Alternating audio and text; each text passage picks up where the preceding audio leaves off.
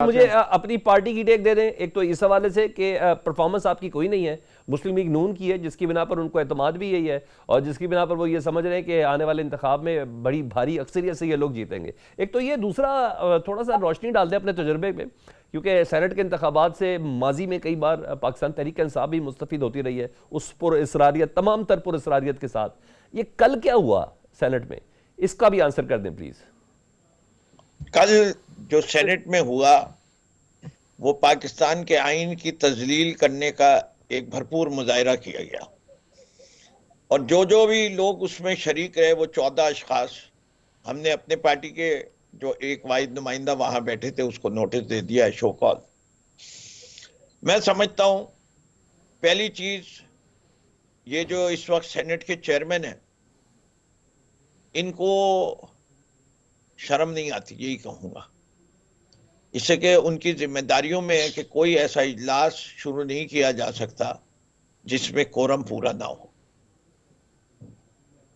At the beginning of the session وہ ان کی ذمہ داری ہے، ڈیورنگ دی سیشن اگر کورم کم ہو جائے تو وہ ممبرز آف دی ہاؤس، جس کے وہ خود سینٹ کا چیئرمین بھی ممبر آف دا ہاؤس کہلاتا ہے، he is only chairing the session, وہ کوئی بھی پوائنٹ آؤٹ کر سکتا ہے جو اٹینڈ کر رہا ہے، لیکن شروع جو ہے وہ سینٹ کے چیئرمین کو یا اسمبلی کے اسپیکر کو سیشن شروع ہی نہیں کر سکتا جب تک کورم نہیں ہو، یہ رولز ہے۔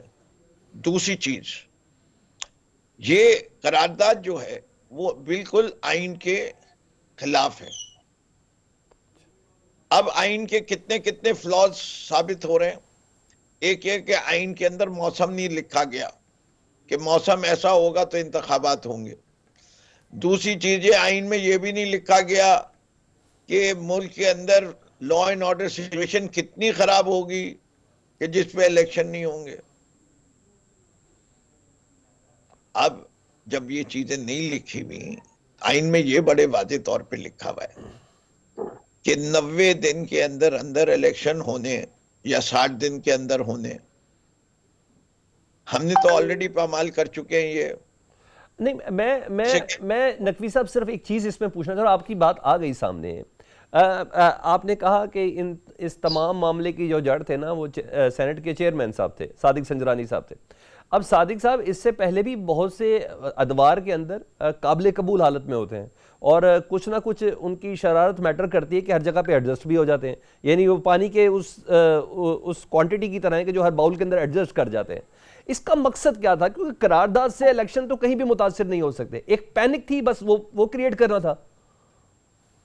یہ دیکھیں مسئلہ یہ نہیں ہے، ہر چیز کے پیچھے کوئی نہ کوئی چال ہوتی ہے اس ملک کے اندر، کوئی ویسٹڈ انٹرسٹ کام کر رہا ہے۔ آپ کو اگر ماضی کے بھی چیزیں دیکھیں گے تو آپ کو پتہ چلے گا کہ کون لوگ کیا کر رہے ہیں اور کیوں کر رہے ہیں۔ اب یہ انالیسس جو ہے آپ اس وقت پروگرام کا موضوع بنانا چاہیں تو ضرور کر لیتے ہیں، اس کو ہم انالائز کر لیتے ہیں کہ کیا ایڈوانٹیجز ہیں کیا نہیں ہیں۔ ہو از دا بینیفیشری اور کنسرن کے الیکشن ڈیلے ہوں۔ سب سے بڑا کنسرن یہ ہے کہ اس وقت کی رپورٹ کے لحاظ سے جتنے سرویز ہیں وہ یہ دکھا رہے ہیں کہ Pakistan Tehreek Insaf is the most popular party in the country right now and by far. یہ کوئی پی ٹی آئی کے سرویز نہیں ہے، جو گیلپ ہے، پلس ہے، جتنے ادارے ہیں سب یہ دکھا رہے ہیں۔ اب اس وقت اگر آپ نتیجہ کچھ اور چاہ رہے ہو اور وہ نتیجہ ممکن نہیں ہو رہا ہو تو کیا کریں؟ تو اس کے لیے الیکشن پوسٹ پون کرا دو، اس سے کہ یہ واحد آپشن رہ جاتا ہے۔ اب obviously یہاں پی ایم ایل این کے نمائندے بیٹھے ہوئے ہیں، وہ تو کہہ کے ایشورنس کے ساتھ آئے ہیں کہ ان کو بٹھایا جائے گا۔ جو بٹھانے والے ہیں وہ جن کا بھی نام لینا چاہیں، اس سے کہ these are holy names, holy names کا ذکر نہیں کیا جاتا، ادب سے نام لیا جاتا ہے۔ وہ ہمارے ہاں پاکستان کے اندر بقول ماضی کے اندر کبھی کوئی نعرہ لگاتا تھا مجھے کیوں نکالا، اس نے بھی نام نہیں لیا کہ مجھے کیوں نکالا، کس نے نکالا نام لینے کو تیار نہیں۔ تو یہ کچھ نامے جو لیے نہ جائیں تو بہتر ہے. ٹھیک. وہ کہتے ہیں نا کہ ادھر جا کے پر جلنے لگتے ہیں, تو پر تو نہیں جلوانے, ہم نے تو ابھی بھی پرواز کرنی ہے اور بلند پرواز کرنی ہے. تو بینیفیشری کو وہ ریوارڈ نہیں ملے گا ٹھیک جو ہے. وہ ایکسپیکٹ کر رہا ہے.